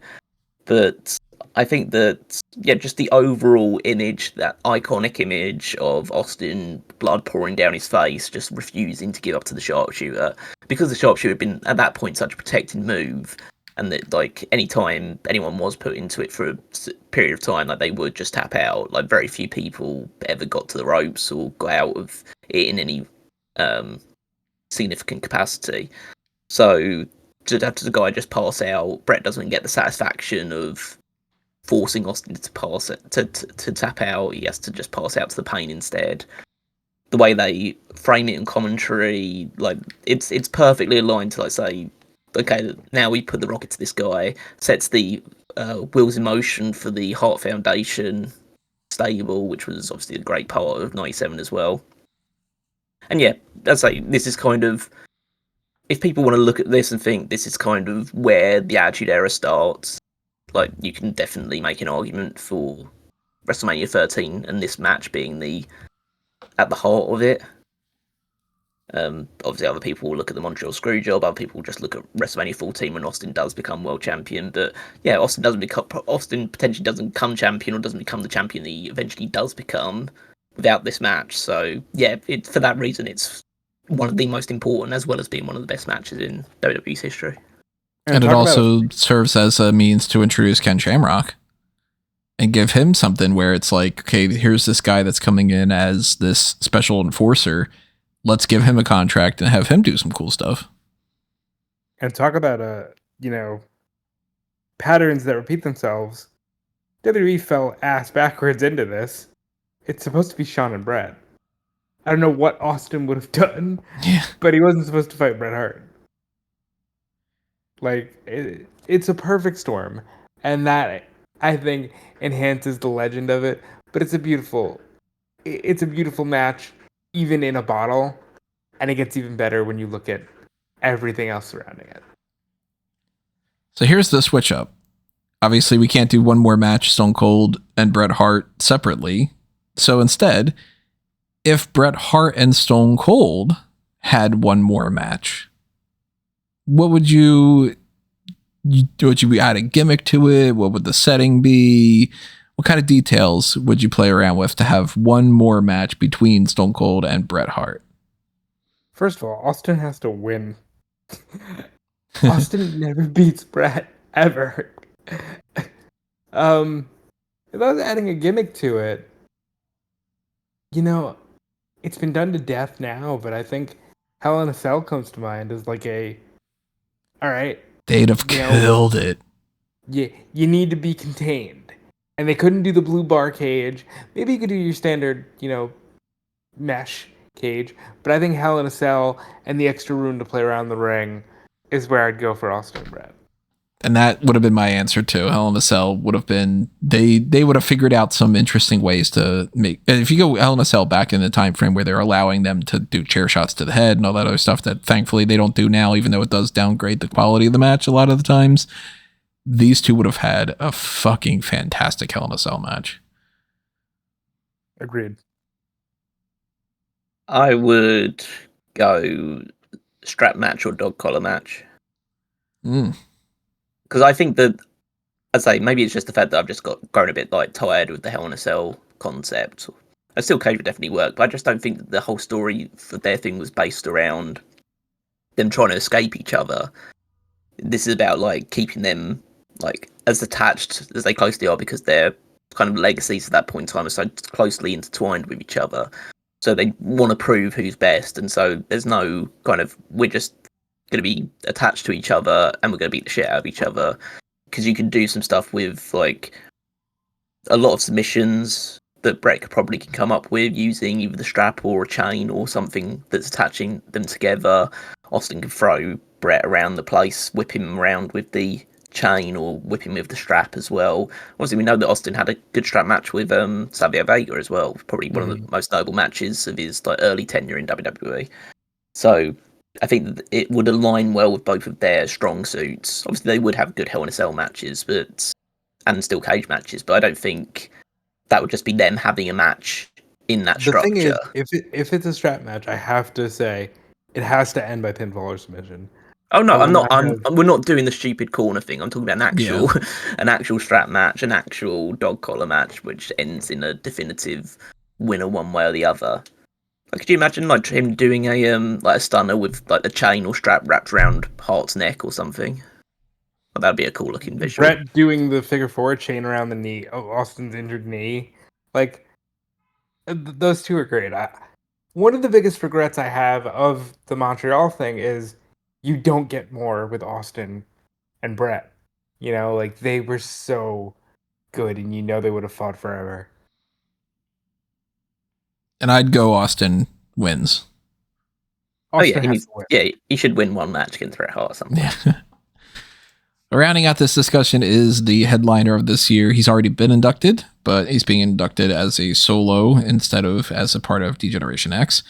That is Triple H. So we have talked about Triple H already for a previous Hall of Fame. So, and not only has this podcast already been an hour and a half long, but I don't know what more we can say about Triple H that we haven't already touched upon because of that. And a lot of it's just self-explanatory. Like, all right, dude's won more championships than almost anybody. He is controlling the company in a lot of ways now. He's had tons of different great feuds with a lot of people. He's had a lot of great tag teams and partnerships and stables and factions that he's been a part of. And if you're listening to Smark Out Moment and you've been a fan for all these years and all these other things, you know our thoughts about Triple H in general. You know what we like, what we don't like. You know how we rag on him for certain things. You know that we praise him for other things too. You know that he's a very quick pick for a lot of our mock drafts, but not necessarily the first. And I don't know if there's anything that's really, not to like bury the lead guy and be like, all right, well, there you go. And then that's it. And we don't talk about him. But like, I don't know what more we could talk about that isn't just repeating stuff we've already talked about in the past. And the only thing I'll say is I wish he was inducted solo first, because you now have that like weird whole, okay, well, he's already in. Why is he the headlining guy? And I think he does deserve a headlining solo induction. It's just weird because he's already in there. So that's all I would say, is I wish this came first before the DX thing. I will say, I know we already discussed it in the past, but I will say that there was a solid 2-year period where he could legitimately claim to be the greatest wrestler in the world. Like 2000, like late 99 to like 2001, like early to mid 2001. I don't think there was anybody that was better in the ring, doing better stuff than Triple H was. But for me, there's the Triple H prior to that point, who was a bit of obviously the DX stuff was a bit of a mishmash of a lot of different styles, different going in different directions, was never kind of had the consistency going for him, especially upon joining WWE. And then there's the Triple H after tearing his quad. the Triple H after tearing his quad is in many ways a blight on professional wrestling. For that period of time, I think that Triple H from 2002 to 2005 kills a lot of people's fandom in professional wrestling. Just because he was booked as a top guy, because, you know, he still had so much cachet about him. And he was still, as I say, he, after Tony Squad, after coming back after Tony Squad, like, he was still really good. But he wasn't as good as a lot of people that had come up in the meantime. And that he was still just there because of, you know, we know the reasons. So there's that aspect of it. But it should always be noted that a guy can definitely be a headliner of these with the amount of championships he's won. He's definitely worthy of being a headliner, and he definitely does earn the right of saying that at one point in time he was probably the best wrestler in the world. I wish I would have been watching during some more of his heyday in some ways, because there's definitely a different perception of some people that have for Triple H compared to me. Like, I think of Triple H and I think of, well, if you say Triple H versus if you say Paul Levesque versus if you say Hunter Hearst Helmsley, I think of three different people almost. Hunter Hearst Helmsley to me is the aristocrat who's paired in a feud with Mark Merrow and, you know, does a whole napkin gimmick. Like, that's Hunter Hearst Helmsley. Triple H to me is, for the most part, a combination of Degeneration X and maybe like the guy that's feuding with Randy Orton type from, like, you know, 2007, 8, whatever it might be. But Paul Levesque is then, okay, this is this corporate guy, and he's heading up the Authority, and he's got something going on with, you know, TKO and so forth. Three totally different types of things and different vibes in general. I'm a fan of all three of them in different capacities, and there were certainly moments within them that I didn't like a whole lot, but that's also some people that were watching during the quote unquote reign of terror. That is the go-to thing that they think of. They might think of Evolution, of that version of him, where he's got like he's trying to be Ric Flair and he's got the hair straightened and all that. And I just wasn't watching then. So to me, that's completely skipped over. I never think of the Power Trip because I wasn't watching then. And I don't really think a whole lot about, like, say, you know, the McFoley feud. Like, that happened when I wasn't watching. So that was a great feud that I missed out on at the time. Of course, I've since gone back and watched, you know, some of the most important matches like that, but there's positives and negatives that I missed out on too. As I say, I think that's just the peak of Triple H's powers is that feud with Foley and then the Rock feud afterwards. Like, as I say, there's a very distinct difference between the guy that was having those matches with Cactus Jack and Mick Foley and the guys and that main event of Backlash 2000 with The Rock and Fully Loaded Last Man Standing match with Chris Jericho. That guy is a different guy to the guy that fought Chris Jericho at WrestleMania 18, fought Randy Orton at WrestleMania 25, and all these other things. He's just at a different level. But I think that it is just interesting how your perspective shapes him, because, as I say, Triple H is never going to be, and never will be, one of my favourite wrestlers of all time, because I think that too much of him I don't like as a wrestler.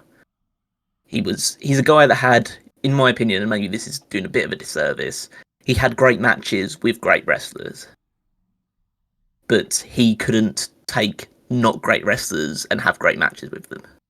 See, I hear that a lot, but I fundamentally disagree with that. Up until a certain point. I think... I would like you to name the not great wrestler that he had a great match with. I would say that I think he was able to get something, good out of Batista when they had their matches. That one I'll grant you that Batista is probably the best example of someone that is probably below his level that he managed to raise up to another level. So I can grant you that one. Bad Blood 2003 is not a bad match with Nash in the Hell in a Cell. That's because Foley's in it. That's the only time you'll ever hear that phrase. That's the first funny thing, because I have watched that match multiple times because it's one of the first wrestling DVDs that I got was Bad Blood 2003, and I've gone back and watched it in my adulthood as opposed to when I was a teenager watching it for the first time, and like looking at it and just thinking, wow, it's amazing this match goes for nearly half an hour, and the best worker in the entire match is the referee. Foley is fantastic. No, I definitely, for me, he is on my personal favorites of all time. I am able to completely go, yep, after Taboo Tuesday 2005, it's a completely different animal. When you're talking the DX revival and I'm just going to, do a couple punches, do a clothesline, do a spinebuster, and a pedigree version of Triple H, which I don't really care for, which I now understand was 20 years ago. So we're in a generation where there's some people who only know that as prime Triple H, which is, fine, I guess. But I'm with Callum. Like, Foley 2000 is a match I'll watch 100 times at the Garden. Anything he did with Michaels in, that 0304. And I really liked a lot of it with Triple H for me comes down to presentation too. I really enjoyed the Evolution presentation up till Randy leaving the group. And I thought like he had the best overall presentation in terms of what he could do in the ring and the way he was presented outside of it. But I will agree that as he got more injuries and more, for lack of a better term, gassed up, the things I liked about him slowly started ceasing to exist. Yeah, and as I said, that there are plenty of Triple H matches that I would say, well, I'd say plenty, but there are lots of matches he's had that I would say are up there in terms of like some of the best that I've ever seen. Like we mentioned it multiple times already, but the street fight with Foley is a fantastic match. The main event of Backlash 2000 with The Rock, where all those run-ins, that was like peak WWE, like bells and whistles on top of having a great match as well. The Michaels match at SummerSlam 2002. The Triple Threat main event of WrestleMania 20.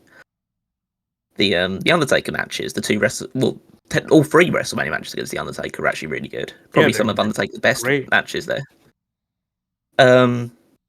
Yeah, can look at like plenty of that stuff throughout his career. So there's plenty of moments that I can go back and say like, yeah, I really enjoyed watching Triple H work, and he added to a lot of great stuff, and he's pivotal in the careers of people like Batista and Randy Orton, Shawn Michaels. Like, even though like Shawn Michaels was the guy that brought him in, he helped bring Michaels back as well. Yeah, I would say the back end of Michaels' career is so intrinsically tied to Triple H that you don't really think of anything else. Yeah, but I will say that like the DX reunion stuff is just terrible.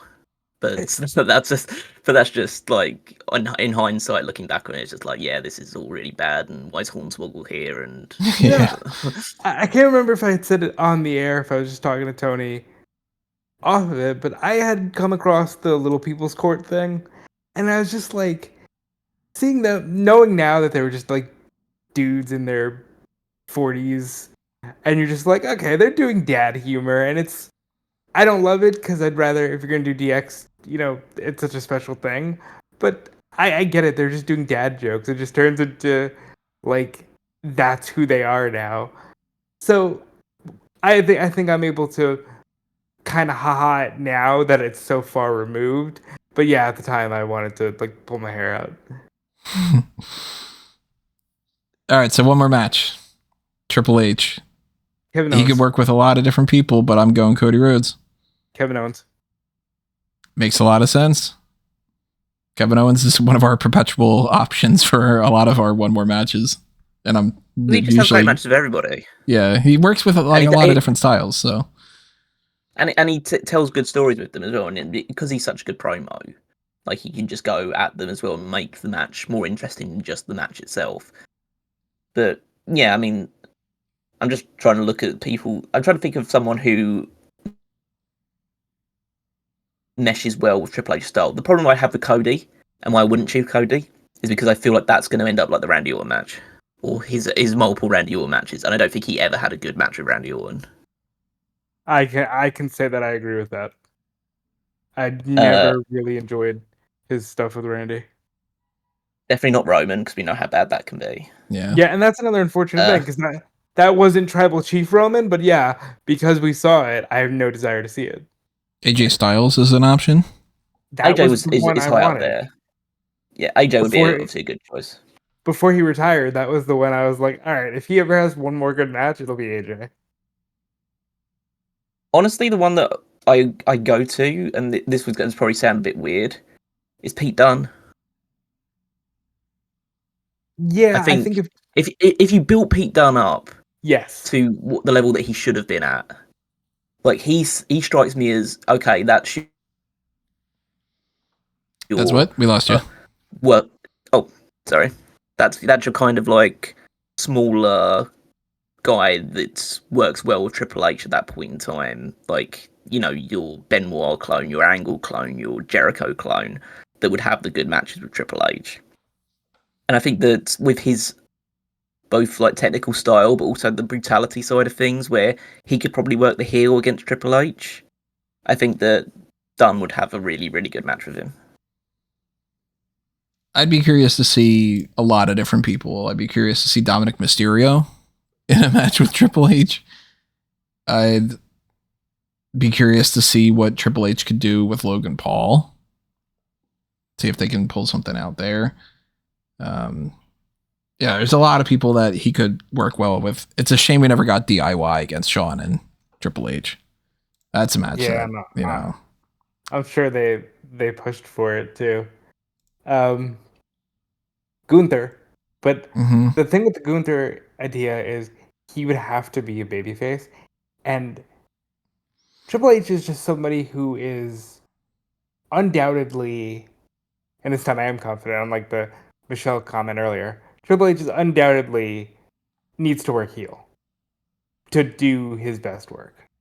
I think so too. So I think it would have to be, you know, peak Triple H as a heel, putting him against someone who could tell the best story. I don't know. I mean, there'll be loads of people in AEW that I'd like to see as well. But my kind of when I always look at the one more match, I always go with the guy or girl that's in the one more match as the babyface, regardless of what they've been in their career, just because it's their final match, so they should be the babyface. When I said KO, I was kind of thinking, like, that's the one story where I could see it happening now if he was medically cleared to do so. But when I think in my mind what I would rather see, you know, it's heel Triple H probably working. You mentioned AEW. I mean, heel Triple H against Hangman Page. That'd be a fun match. Makes a lot of sense. Yeah, that would be one of my go-to ones with AEW for sure. Would be Hangman. You know, it's funny that we didn't say that shows how much time has changed. We didn't say Punk. Yeah. Nowadays, I mean, it's just not there. There's no piss and vinegar there. You don't really need to see it. Yeah, and we saw it as well. It's like you want to do it with someone that hasn't had the match. That was an egregious example of Triple H burying people. That was awful. Well, I mean, you know, Triple H would win his final match, right? I mean, yes, but that instance in particular was bad. Somebody else that I could see them if this wasn't like one more match kind of capacity, but just I'd like to see him up against him, would be Orange Cassidy. Because Triple H could have fun in matches, especially if it was like a house show. He would gimmick things up, and he would, you know, look like a fool every once in a while. I think that Orange Cassidy and Triple H could have a lot of fun. Samoa Joe's another person I'd love to see him up against. I was hoping we would back in the day. Me too. It's one of the greatest spots of Triple H's career, if you are looking for the more like comedy thing, is that one Raw Dark match main event, which is him and talking about. Which is him and Flair versus Randy and Shawn, yeah. And so, if people that haven't seen it, go and check that out. Check out that match. It'll be somewhere on the internet for you to find. Where Randy gets the boot up for a Triple H dive. You know, it's always that typical dive of what is he actually trying to do with diving on this person from this angle. And so Randy obviously gets the boot up. Triple H stands up and feigns falling backwards for a solid minute and a half, 2 minutes. Just like waving his arms around. Michaels is trying to blow on him to try and make him fall over, and then he seems to get his bearings together, goes to walk towards tag Flair, just falls, does the Flair flop. It's a fantastically funny spot. So yeah, him doing that with Orange Cassidy would be a lot of fun, and the kick spot as well.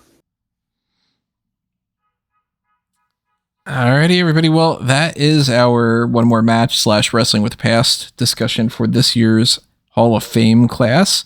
As always, we want to know what you have to say about what we were talking about. So whether you agree or you disagree, maybe you have some other ideas in mind of what you would like to see or some other great moments from the past that you want to bring up as far as any of these people. Maybe that's something to drop in the comments below. That's kind of the whole point. Or to chat up on the Discord side of things.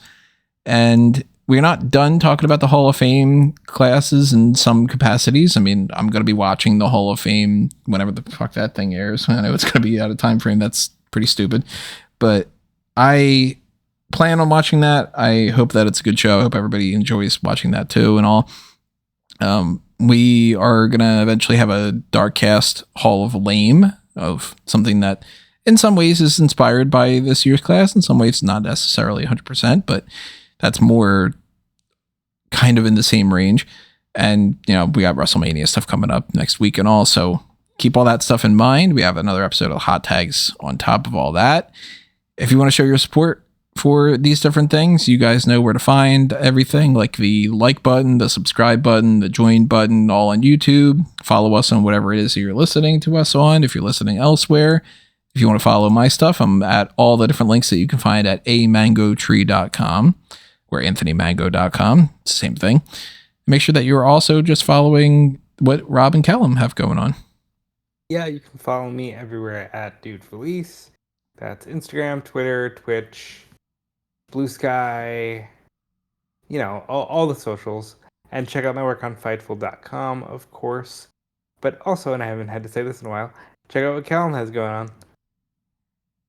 Yeah, so you can follow me on X and Blue Sky at Wigmeister14. You can check out the Power Rankings every single Saturday over on smarkmemo.com, where I rank the WWE Superstars based on their prior week's performances. And then you can head on over to the Fantasy League, also at wwefantasyleague.com, to see how our teams are doing.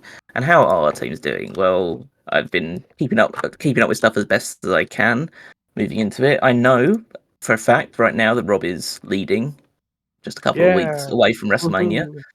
Yeah. I believe right now, if I just do some quick calculations, so Rob is currently on 1,135 points for the year total. I am currently on 1,078 points, while Tony is on 1,047 points. So all within 100 points of each other. So, and WrestleMania is worth double points. WrestleMania weekend, should I say, because that counts as stand and deliver as well. So there is plenty to play for, depending on the results that WrestleMania does throw out. So yeah, I think all three of us are still at the moment within a shout of taking the crown. So that's good. Shows the format kind of worked. But yeah, you can follow that along at wwefantasyleague.com or find it through Smark Moment, see how our team's progressing. It's good to say that stuff again. Yeah, check all that stuff out because the league is going to be ending very, very soon. And then, you know, all the other WrestleMania stuff that we just talked about, that's all coming your way very soon, quicker than I am anticipating and prepared for. So stay tuned to the channel, share your support, and follow us all over the place. And we will see you next time. Probably with the Darkcast if you're on the Darkcast here. And if you're not, well, join it and then join us there. Adios for now, though, everybody. This has been another Smark Out moment, and we're being counted out.